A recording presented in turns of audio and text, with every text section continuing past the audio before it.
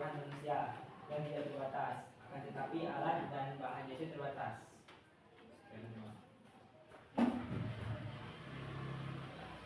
Baik, untuk materi kita hari ini yaitu konsep dasar ilmu ekonomi.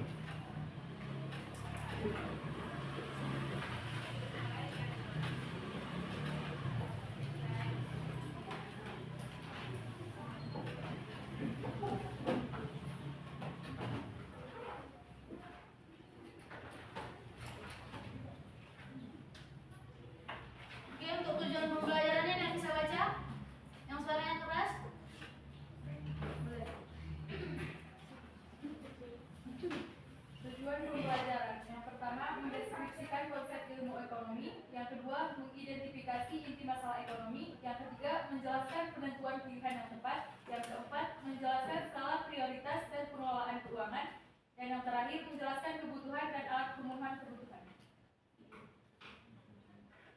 Ini hadis tentang kegiatan ekonomi. Minggu lalu ada yang suruh catat kan?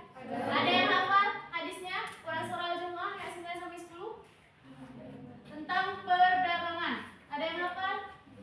Ada yang kuat? Ada. Coba satu orang dibaca deh. Yang laki-laki Bu mau. Terus. Yang suaranya keras. Ayat dengan artinya. Boleh hafal.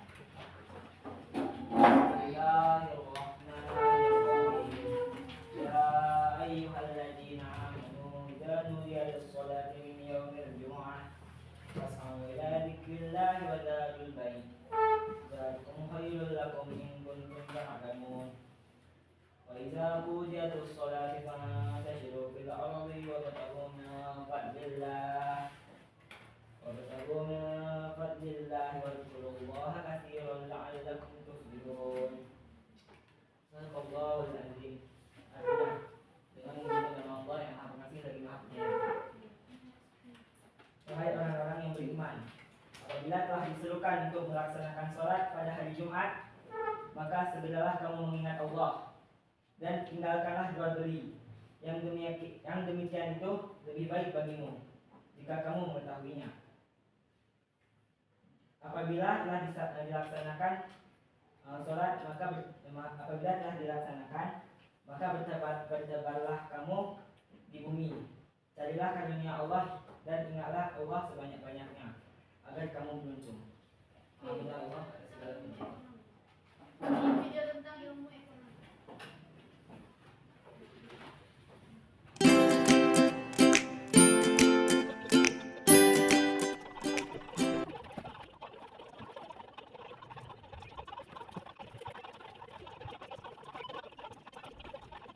Siapa yang tahu kenapa tadi pas Mike Tyson petinju top number 1 pada saat masa jayanya dia mendapatkan keuntungan sebanyak 5 triliun. Tapi kenapa pas saat masa bangkrut dia masih meninggalkan utang? Ada yang bisa jawab? Karena apa, Nopal? Ya, Dek. Tidak bisa memanajemen keuangan. Oke, mantap, good job. Terus? Jawaban yang lain? Selain tidak bisa memanajemen keuangan, kalau dalam ekonomi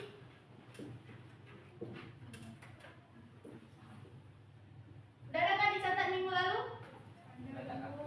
Ada? Yang kalian ketahui ini apa? Ini Y sama dengan pendapatan, C sama dengan konsumsi. Ini tabungan. Nah, kalau seandainya pendapatan Nick Tyson tadi 5 miliar, udah tahu? Misalnya konsumsinya, kita tahu nggak dia? Konsumsinya lebih dari 5 miliar atau kurang? Lebih. Karena dia masih meninggalkan Kalau seandainya pendapatan dia 5 miliar, tapi konsumsi yang dia gunakan hanya 5 triliun tadi ya. Kalau seandainya dia mendapatkan pendapatan sebanyak 5 triliun, konsumsi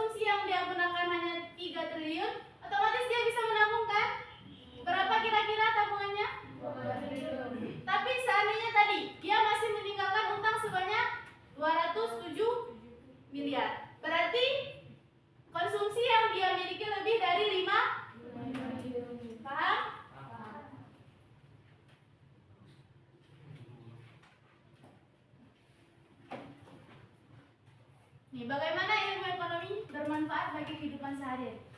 Tadi udah ibu tayangkan tentang video tentang pengertian ilmu ekonomi.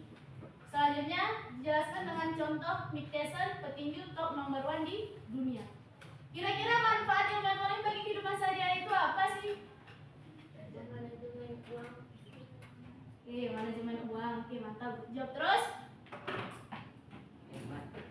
Boleh. Bermanfaat sebagai usaha membuat alternatif atau jasa untuk memenuhi kebutuhan sehari-hari seperti manajemen rumah tangga, gaji maupun kebutuhan lain. Oke, jawab terus. Jangan abang-abang lagi. Jangan ada kakak satu. Terus, ada yang bisa? Nah, jadi manfaat ilmu ekonomi bagi kehidupan sehari itu memutuskan kita bagaimana kita cara bertindak terhadap manajemen keuangan seperti yang dijelaskan oleh kakak tadi. Habis itu bagaimana cara menghadapi keterbatasan sumber daya alam yang langka. Oke, baik, sebelum masuk ke kegiatan ini kita breaking dulu. Coba bangun semua deh.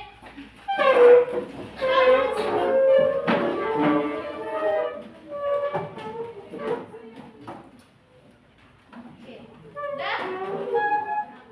Perhatikan dulu yang ibu bilang. Kalau ibu bilang tepuk 1, kalau ibu bilang tepuk 2, tepuk 2, oke? Tapi kalau cuma ibu bilang angka, nggak ada kata tepuk, jangan ditepuk. Paham cluenya? Paham. Oke, tepuk 1, tepuk 2, 3. Belum ada yang konsen ya? Udah, tepuk 1, tepuk 2, tepuk 3, tepuk 4, 5. Di dalam ekonomi itu ada terjadi masalah ekonomi. Masalah ekonomi yang terjadi ada kelangkaan, kemiskinan, pengangguran. Tentunya masalah itu terjadi disebabkan oleh beberapa faktor. Oke, lanjut di sini. Siapa yang bisa baca? Yang pertama adalah kelangkaan. Kelangkaan atau scarcity adalah kondisi di mana manusia memiliki sumber daya ekonomi yang terbatas untuk memenuhi kebutuhan yang tak terbatas. Jadi, kelangkaan ini terjadi, kebutuhan manusia itu bermacam-macam sifatnya. Sedangkan alat untuk memenuhi kebutuhan manusia itu terbatas. Yang dimaksud dengan alat apa tadi? Barang dan jasa. Nah, diakibatkan keterbatasan barang dan jasa, maka di sini muncullah masalah ekonomi yaitu kelangkaan. Nih sebab kelangkaan. Yuk baca satu orang boleh. Yang abang-abang aja. Jangan yang kakak-kakak selalu. Terus deh. Sebab kelangkaan, keterbatasan benda pemenuhan kebutuhan di alam, kerusakan sumber daya alam akibat ulah manusia, keterbatasan kemampuan manusia mengolah sumber daya ekonomi yang ada, peningkatan kebutuhan yang lebih cepat dibandingkan penyediaan sarana pemenuhan kebutuhan. Ini dia, menentukan pilihan yang tepat antara needs dengan want. Tahu needs dengan want? Kebutuhan dan keinginan.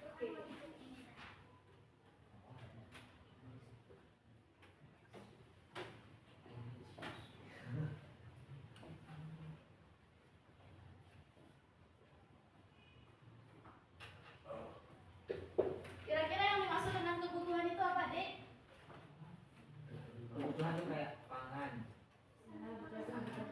Kebutuhan itu harus dipenuhi, sedangkan keinginan Bisa ditunggu. bisa ditunggu. Oke, mantap, betul Nova. Jadi perbedaan dengan needs dengan want, kita dalam ekonomi itu perlukan kebutuhan dulu. Nanti seandainya kalau kebutuhan sudah terpenuhi, baru nantinya kita lanjutkan dengan keinginan.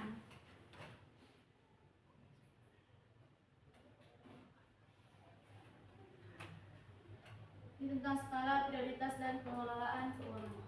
Terus, apa yang bisa baca? Secara umum kebutuhan akan pangan, sandang dan papan harus didahulukan. Pemenuhannya dibandingkan dengan kebutuhan yang lain.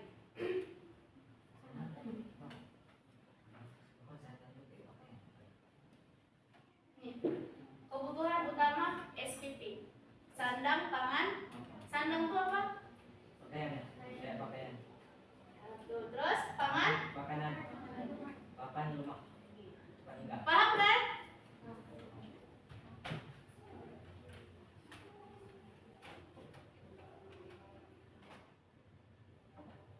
dia.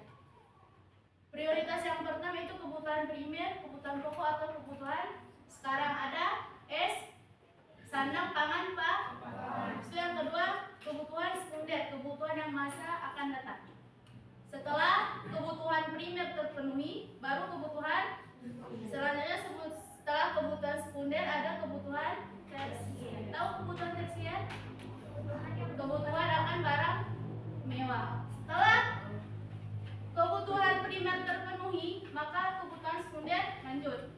Setelah kebutuhan sekunder terpenuhi, lanjut kebutuhan tersier. Nih, pengelolaan keuangan. Yang pertama yang dapat kita lakukan dalam mengelola keuangan adalah dengan membuat pembukuan keuangan. Coba mulai dari sekarang manajemen keuangan. Misalnya tiap hari kita berapa dikasih jajan? 15? Ada nabung? Misalnya hari ini tanggal berapa? 23 hari Jumat tanggal 23 Agustus 2024. Misalnya jajan kita 15.000. Kita catat hari ini kita jajan apa? Jumlahnya berapa? Yang dapat kita tabung berapa? Boleh itu? Boleh? Itu memonitoring dan mengevaluasi secara berkala. Memonitoring itu apa? Mengawasi keuangan. Kita sekarang masih pakai anggaran APBO kan? Tahu APBO? Anggaran pendapatan belanja orang tua. Enggak itu. Ini yang ketiga, tentang pengelolaan keuangan. Langkah berikutnya adalah membiasakan menabung sejak dini. Ini adik, kebutuhan yang tidak terbatas ada 3. Yang pertama kebutuhan primer, yang kedua kebutuhan sekunder, yang ketiga kebutuhan tersier. Kalau kira-kira yang terpikir di pikiran adik-adik kalau tentang kebutuhan primer itu apa sih? Nasi, beras. Itu wajib kebutuhan pokok. Isinya S. Oh, Kalau kebutuhan sekunder, contohnya aja yang minta. Kebutuhan itu mewah. Mobil itu mewah. pendidikan. Sepatu, tas atau peralatan untuk bekerja ataupun belajar. Oke, betul. Kalau kebutuhan tersier, kebutuhan barang mewah. Contoh barang mewah gimana deh? Mas kata yang perempuan. Kunci kan? McLaren. Nih, jenis kebutuhan berdasarkan subjek yang membutuhkan. Kebutuhan individu dan kebutuhan umum. Kalau kebutuhan individu, maksudnya gimana? Kebutuhan yang berhubungan dengan berbagai individu yang berbeda. Contohnya? Petani membutuhkan cangkul, benih, traktor, dan alat pertanian. Di lain pihak, buruh membutuhkan alat peraga, referensi, foto, dan perangkat mobil lainnya. Salah sendiri dong, Pak, nggak punya buku. Kalau kebutuhan yang bersifat umum, ini dari yang lain yang ada buku coba. Kira-kira yang bersifat umum itu gimana? Jalan raya, oke, good job, betul bang. Nggak pakai buku kan? Terus apa lagi? Masjid. Masjid kan tempat ibadah. Umum juga. Terus jenis kebutuhan berdasarkan waktu. Kebutuhan sekarang dan masa yang akan datang. Kalau kebutuhan sekarang berarti yang harus dipenuhi. Kalau kebutuhan masa akan mendatang, dulu. Pendidikan. Dan jenis kebutuhan bersifat kebutuhan ada 2, kebutuhan jasmani dan kebutuhan rohani. Kalau kebutuhan jasmani itu kebutuhan seperti obat-obatan, kesehatan. Kalau kebutuhan rohani, Hiburan. itu hiburan, mungkin Opa lagi butuh hiburan sekarang. Oke. Habis itu apa lagi? Motivasi, betul. Semua orang butuh motivasi kan? Ingat, energi itu nular loh, Dek. Kalau kita nggak pernah muji kawan kita nggak akan pernah.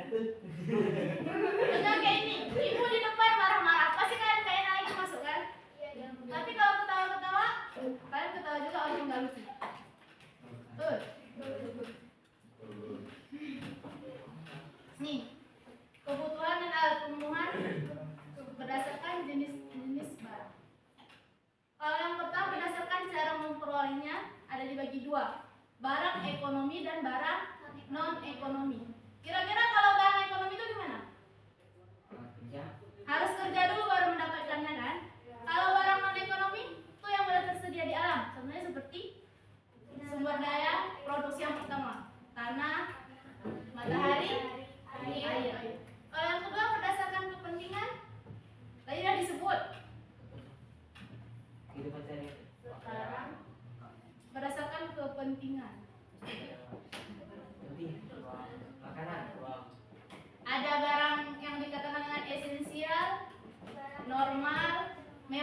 yang barang tersier.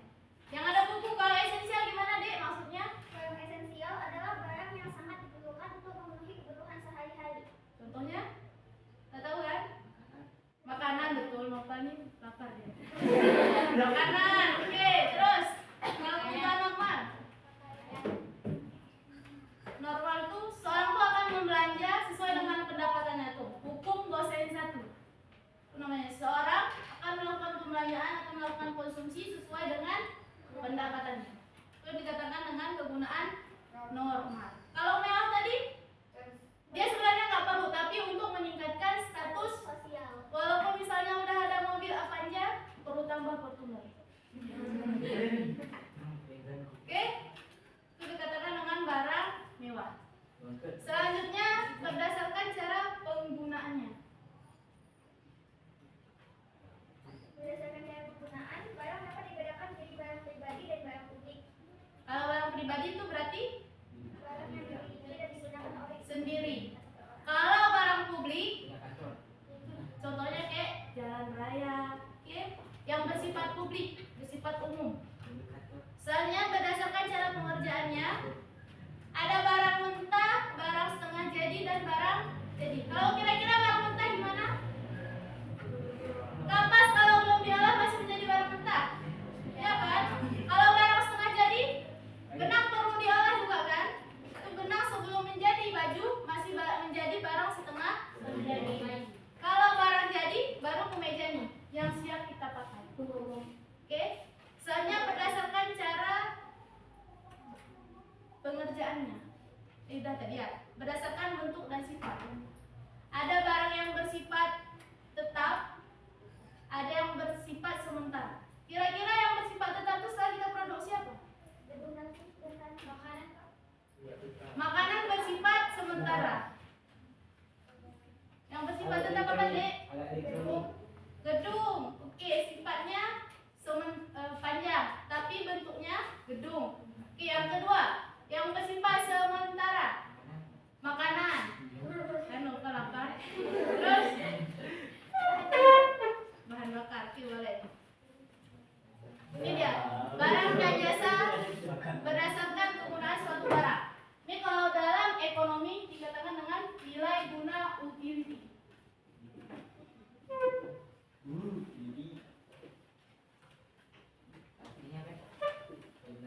Nilai kegunaan suatu barang. Nilai kegunaan bentuk ada yang tahu? Contohnya aja. Kegunaan bentuk.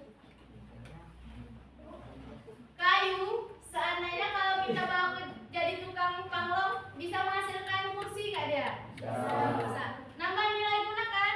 Dari kayu menjadi kursi. Kalau kegunaan tempat, yuk siapa ada yang angkat tangan? Boleh. Batu kapur di gunung akan memiliki nilai ekonomis setelah diangkut ke lokasi pembangunan di kota. Untuk apa? Untuk bangunan. Pasir kalau dibawa ke tukang bangunan juga akan menambahkan nilai guna kan dia? Soalnya kegunaan waktu. Penggunaan waktu. Kalau jas hujan atau payung, jika diproduksi pada saat hujan, bertambah nilai guna nggak dia? Walaupun mungkin Nopal pas hari terang-terangnya dia pakai payung, tapi itu cuma bentar. Kalau seandainya pas Nopal pakai pas hujan, misalnya Nopal ada kegiatan apa di luar, dia pakai dari pagi sampai sore. Tambah nggak nilai guna waktu nih? Kalau memproduksi payung untuk kamu Nopal? Kalau yang keempat, kegunaan milik from utility. Gimana maksudnya? Kegunaan barang yang muncul ketika barang tersebut sudah dimiliki. Contohnya, komputer yang ada di toko akan berguna setelah pembeli memiliki barang tersebut sehingga dapat digunakan. Oke, betul. Ini deh, barang yang kita beli, kita itu akan merasa lebih nilai gunanya apabila saat kita sudah membelinya. Boleh nggak? Misalnya kalau barang yang kita pinjam dari orang sempurna nggak ada kita pakai. Jadi harus kita beli. Tawain. Ini contoh kelangkaan yang pernah terjadi. Kembali lagi pemirsa di kamar mandi. Kelangkaan perbedaan solar terjadi di sejumlah daerah di Indonesia. Contoh kelangkaan yang pernah terjadi. Ini tentang kelangkaan jenis apa deh? Bahan-bahannya. Kira-kira itu kenapa terjadi?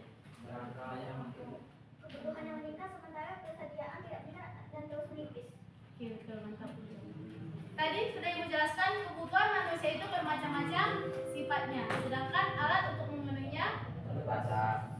Nah, dikarenakan alat untuk memenuhinya terbatas, maka di situ muncullah masalah ekonomi, yaitu tadi kelangkaan BBM. Oke. Jenis-jenis kelangkaan. Oke, kalau tadi Nopal udah bahas sekarang Ibu bahas sedikit. Ini tentang hukum permintaan. Apabila harga meningkat, permintaan makin sedikit. Turun. Tapi seandainya kalau barang yang diproduksi hanya sedikit, tapi permintaan banyak, maka di situ muncullah permasalahan ekonomi, yaitu kelangkaan. Nih jenis kelangkaan. Ada kelangkaan sumber daya alam, kelangkaan sumber daya manusia, kelangkaan terhadap produk atau barang jadi. Tadi yang masuk dengan kelangkaan BBM itu termasuk mana dia? Kelangkaan sumber daya. Kalau kelangkaan sumber daya manusia? Manusia. Pekerjaan. Ya, termasuk dalam pekerjaan. Misalnya, di sini nggak ada perusahaan. Perusahaan itu membutuhkan skill misalnya yang komputer. Tapi orang nggak bisa komputer. Jadi di situ maka muncullah masalah kelangkaan sumber daya manusia. Kalau kelangkaan produk atau barang jadi?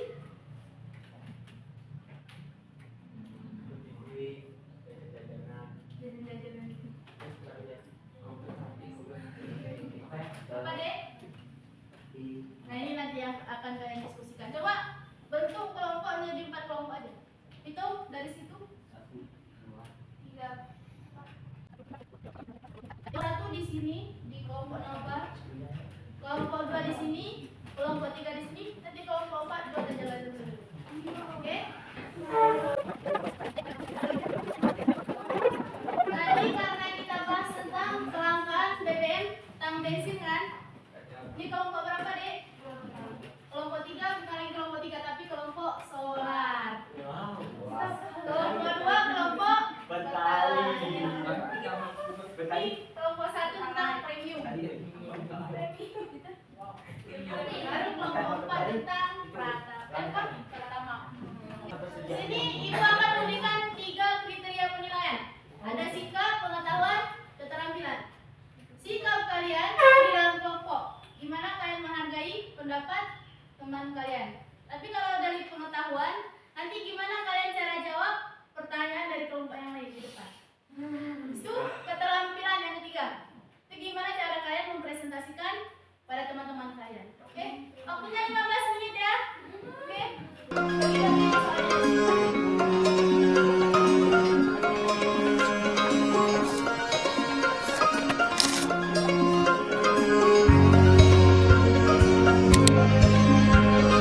Coba deh, masing-masing dari setiap kelompok satu orang mewakili di depan. Ambil.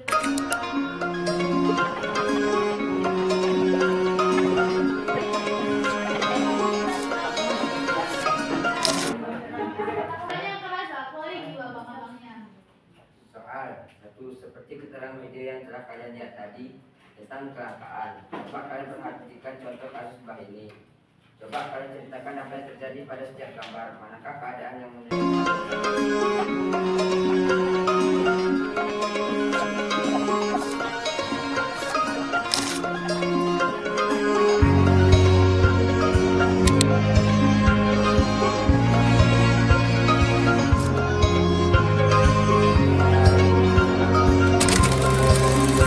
Saya Sasi Diana, perwakilan dari kelompok pertama, izin bertanya.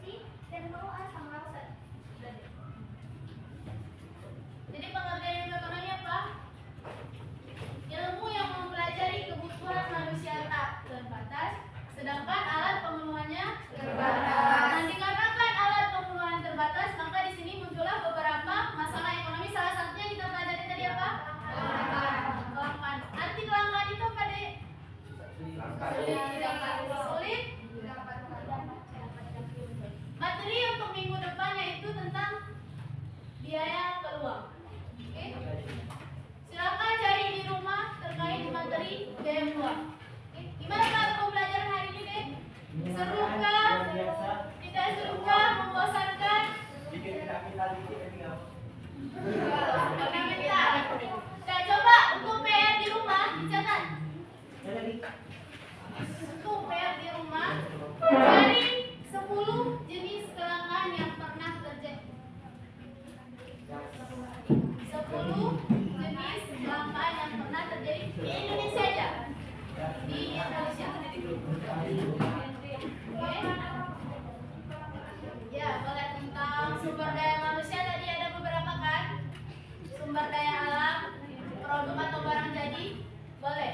Penting 10 jenis kelangkaan. Oke? Sebut aja, contohnya aja. Kita juga ketua kelas pimpin doa untuk majelis.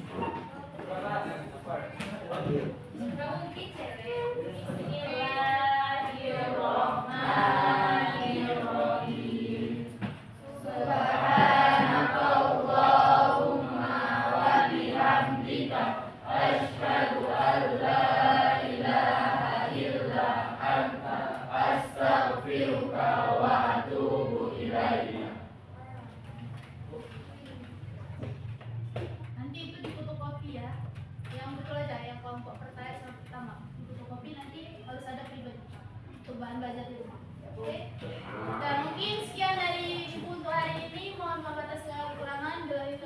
Assalamualaikum warahmatullahi wabarakatuh. Waalaikumsalam warahmatullahi wabarakatuh.